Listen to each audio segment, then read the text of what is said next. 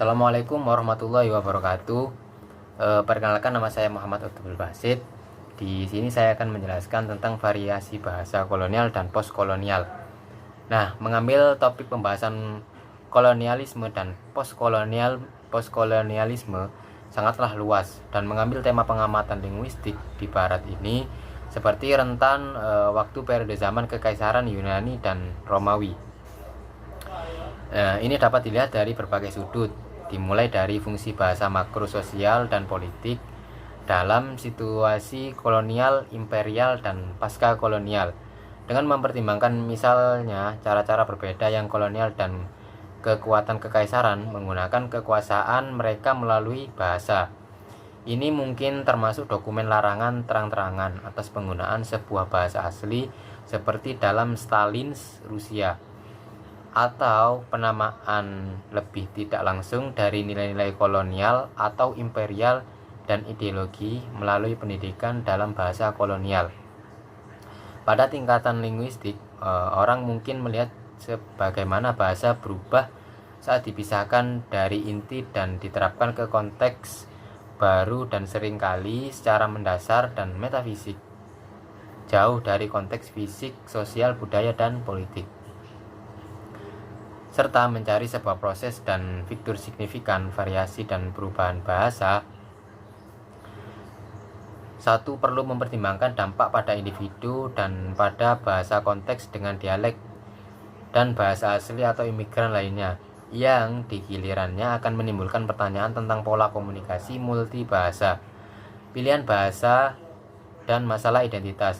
Di sini sekali lagi ada perbedaan yang signifikan antara konteks kolonial, di mana terdapat suatu pengaruh bahasa kolonial yang domain atau membutuhkan kontak langsung dengan penutur asli bahasa asli, dan itu konteks di mana kontak dengan bahasa pembawaan dibatasi, mungkin mengarah untuk pengembangan pidgin dan kreol, seperti yang dikembangkan di Karibia dan Amerika Selatan.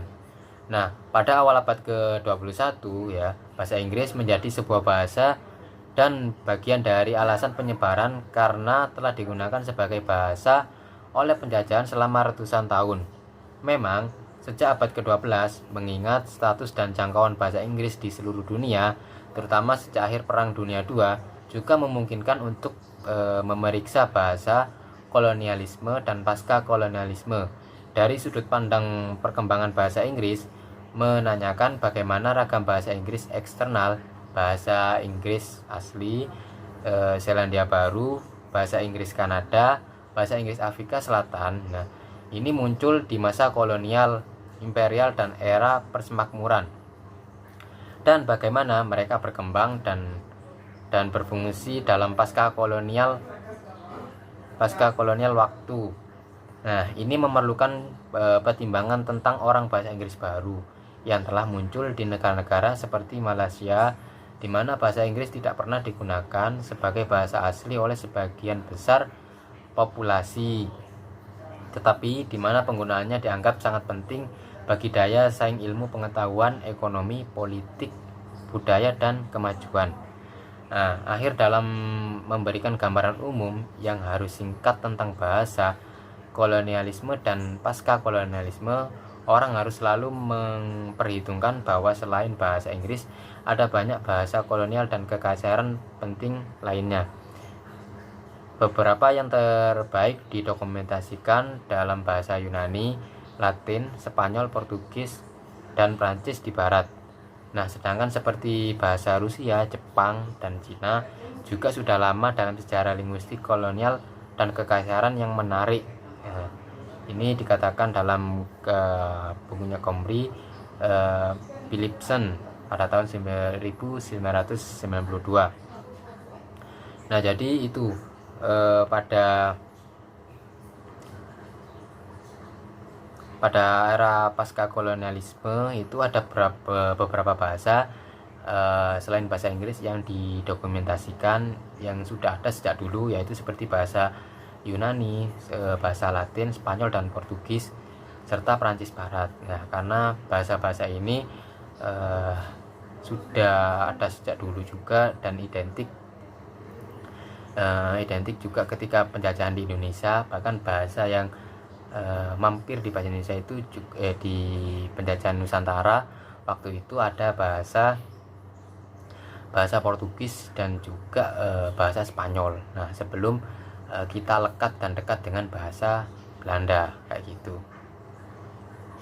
Sedangkan di tingkat makro ya, perlu kita lihat bahwa setiap kekuatan kolonial, misalnya Inggris, terus Prancis, Roma, Cina, dan Rusia, mereka terorganisir dan mengelola wilayahnya secara berbeda, tergantung ya pada ideologi para penguasa dan keadaan khusus di masing-masing koloni atau wilayah.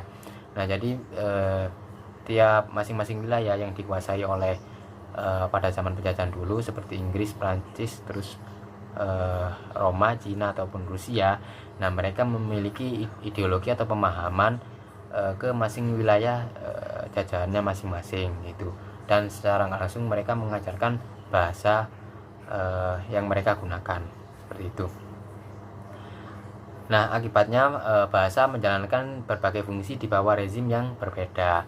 Nah, jadi tiap rezim atau penguasa di wilayah itu mengajarkan bahasa yang berbeda-beda. Ya, misalkan tadi di Indonesia sebelum adanya Belanda, Indonesia dijajah dulu oleh bangsa Portugis gitu.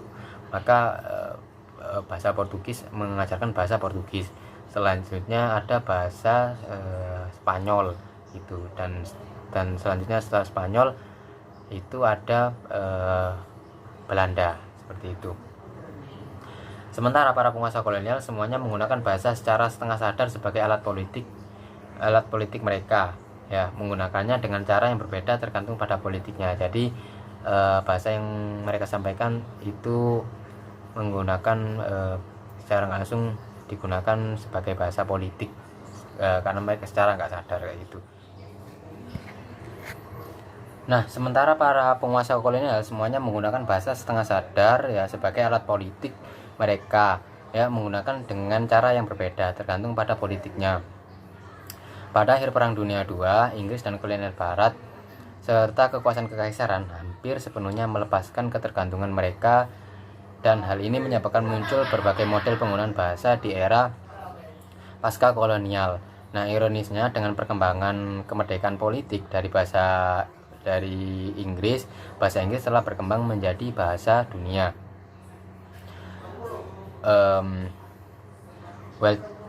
Wellspers Kachru ya, bahasa Inggris menjadi bahasa pembicara utama di Amerika Serikat, Inggris, Australia, Kanada, Irlandia, dan Selandia Baru. Nah, sementara negara-negara seperti India, Singapura, Guam, dan Liberia yang menggunakan bahasa Inggris sebagai bahasa kedua dalam pengaturan multibahasa lingkaran luar seperti Rusia, Cina, Jepang, di mana bahasa Inggris digunakan sebagai bahasa internasional. Nah, banyak dari perluasan wilayah ini berkaitan dengan pemusatan dari bahasa Inggris ke perusahaan, politik, ekonomi, dan intelektual pada skala dunia. Banyak dari pemusatan itu telah berkembang sebagai akibat langsung dari penjajahan penyebaran bahasa Inggris. Dalam sebuah studi bahasa kolonial dan pasca kolonial adalah yang terbaik minat dalam sosiolinguistik Inggris untuk pembentukan dialek baru yang merupakan studi dialek yang telah diekspor ke konteks kolonial dan yang memiliki sejumlah besar informasi mengenai pola penyelesaian dan asli sumber dialek. Tujuan utama dari studi ini yang berkonsentrasi pada Australia, Selandia Baru, dan bahasa Afrika Selatan adalah untuk memastikan proses apa yang terlibat dalam pengembangan varietas ekspatri dan faktor-faktor apa saja yang penting di dalam pengembangan. Studi semacam ini berkaitan dengan proses perataan dialek, akomodasi, dan munculnya dialek kompromi yang jelas berbeda dengan bahasa Inggris standar di Inggris. Secara tipologis jelas sangat mirip untuk itu. Dalam kumpulan makalah yang sangat luas tentang warisan bahasa Inggris kolonial oleh Hickey, fokusnya pada 3 masalah utama. Yang pertama, masukkan apa yang masuk ke varietas luar negeri mana. Maksudnya variasi bahasa di luar negeri atau di negara yang mana. Dan yang kedua, dampak pencampuran dialek atau kontak bahasa pada struktur luar negeri variasi bahasa. Yang ketiga, mengevaluasi berbagai alasan mengapa variasi ekstrateritorial atau wilayah memiliki ciri-ciri tertentu mereka menunjukkan. Nah, itu dalam diskusi terkait Trachel mengusulkan kombinasi 6 faktor utama yang mungkin menjelaskan bagaimana bahasa Inggris kolonial menjadi berbeda dari mana mereka berasal. Nah, untuk tujuan singkatnya, Trachel menggeneralisasi 6 faktor. Nah, meskipun di sini menguasai bahasa Inggris Amerika sebagai titik tolaknya dan mengeksploitasi dari situasi Amerika yang lain varietas kolonial ke situasi Amerika ke yang lain dalam variasi kolonial. Yang pertama, bahasa Inggris kolonial beradaptasi dengan fitur tipologi dan biologis yang tidak diketahui Inggris. Dan yang kedua, perubahan linguistik kemudian terjadi dalam bahasa Inggris di Inggris yang tidak terjadi variasi kolonial. Dan yang ketiga, perubahan bahasa berkembang dalam variasi kolonial yang tidak terjadi di Inggris.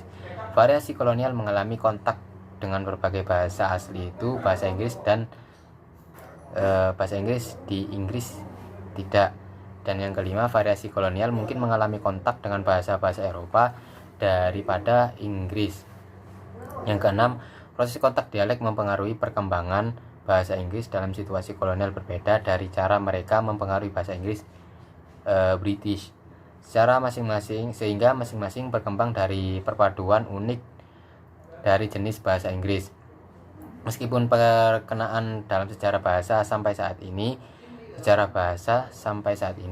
dalam bahasa hubungan percampuran dialek penting dalam perkembangan kedua variasi kolonial bahasa standar.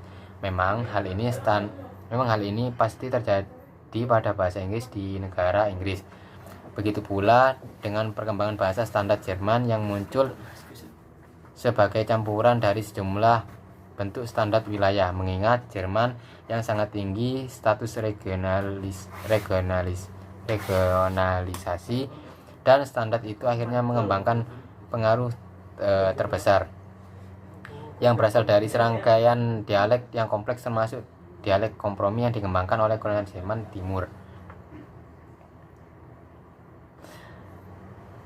Selanjutnya, penelitian lain tentang bahasa Selandia Baru dalam Gordon yang mengatakan bahwa butuh waktu sekitar 50 tahun untuk memunculkan dialek kesatuan baru dari situasi campuran dialek. Sekali lagi, memungkinkan variasi individu. Ini penegasan juga menyeratkan pentingnya pemukiman generasi pertama dan kedua dalam individu. Ini penegasan juga menyeratkan pentingnya pemukiman generasi pertama dan kedua, variasi bahasa kolonial dan postkolonial. Nah, Trachel berpendapat demikian, mengingatkan dialek kolonial itu berkembang dalam apa yang disebut situasi tabula rasa, dalam konteks di mana tidak ada penuturan bahasa kolonial aslinya. Sangat mungkin untuk meramalkan seberapa kolonial dialek akan berkembang. Nah, artinya dia berpendapat untuk sejumlah penetapan munculnya dialek kolonial dalam diskusi yang selektif dan padat ini, kita bisa melihat pertimbangan bahasa kolonialisme dan postkolonialisme memerlukan jangkauan yang luas, wawasan tentang masalah makro dan mikro, variasi dan perubahan bahasa, dan untuk kebijakan bahasa dan perencanaan bahasa yang juga berimplikasi pada kebijakan pendidikan. Nah, mungkin itu saja yang bisa saya sampaikan tentang variasi bahasa postkolonial dan kolonialisme. Terima kasih. Wassalamualaikum warahmatullahi wabarakatuh.